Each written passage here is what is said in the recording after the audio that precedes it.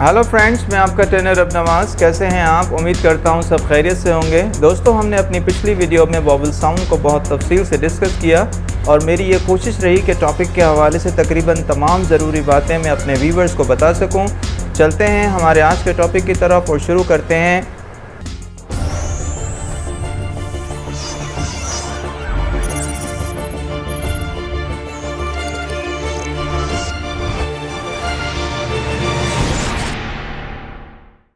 नहीं है चीज़ निकम्मी कोई ज़माने में, कोई बुरा नहीं कुदरत के कारखाने में।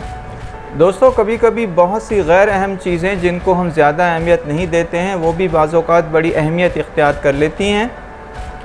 हमने बहुत से जॉब इंटरव्यू दिए हुए होंगे। आपने देखा होगा कि बाज़ औक़ात इंटरव्यूअर कैंडिडेट से तवक्को से हट कर क्वेश्चन करता है। मसलन अगर जॉब आईटी से रिलेटेड है तो कैंडिडेट के ख़्याल में इससे सवालात आईटी की फील्ड से किए जाएंगे, या अगर जॉब की नेचर इंजीनियरिंग की है तो यकीनन कैंडिडेट की काबिलियत और ज़हानत की परख भी इसी हिसाब से की जानी चाहिए।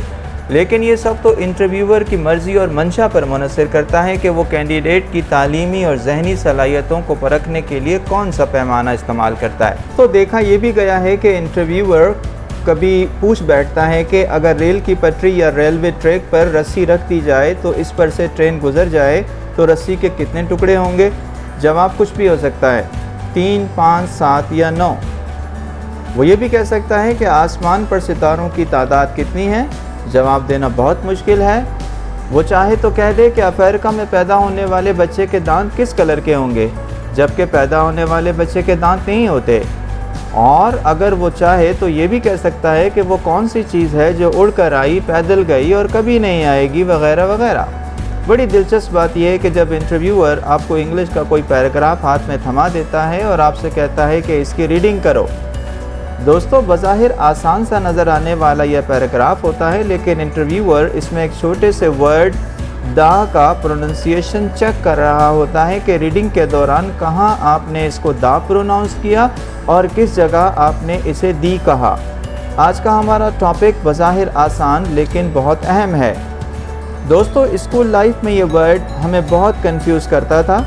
स्कूल टीचर्स से मालूम किया कि ये वर्ड दा है या दी, तो हमारे असातिज़ा इकराम ने फरमाया, बेटा जो दिल में चाहे बोल दो, कोई टेंशन नहीं।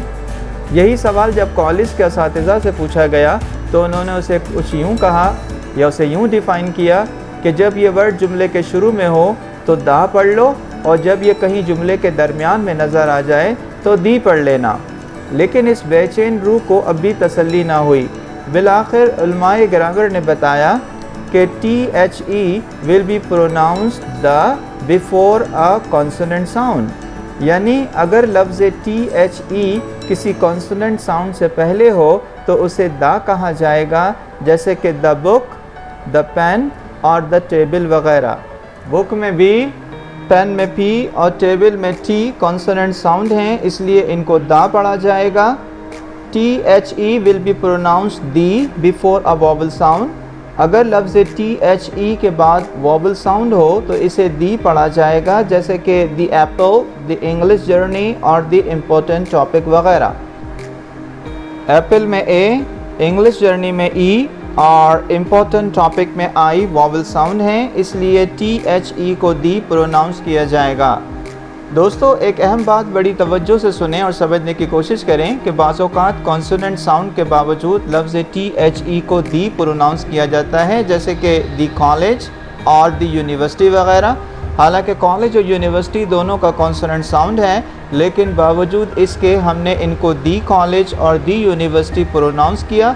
इसकी वजह मैं आपको बताता हूँ। ऐसा उस वक्त होता है जब हम किसी आम चीज़ को ख़ास बना रहे हों, उसे अहमियत दे रहे हों या दूसरों से मुनफरिद बना रहे हों, तो कॉन्सोनेंट साउंड के बावजूद THE को दी प्रोनाउंस किया जाएगा। दा तो दी हो सकता है, लेकिन कभी भी वोवल साउंड के बाद THE को दा प्रोनाउंस नहीं किया जाएगा, ये हमेशा दी ही रहेगा। चलें दी एंड करते हैं। उम्मीद है दोस्तों इस वीडियो में मैंने आपकी बहुत सी कन्फ्यूजन को दूर कर दिया होगा। आपको मेरी ये वीडियो कितनी पसंद आई इसका इज़हार कमेंट बॉक्स में ज़रूर कीजिएगा। दोस्तों, इजाज़त दीजिए इन दुआओं के साथ कि जहाँ रहिए खुश रहिए, अपना बहुत ख्याल रखिएगा। अल्लाह निगहबान।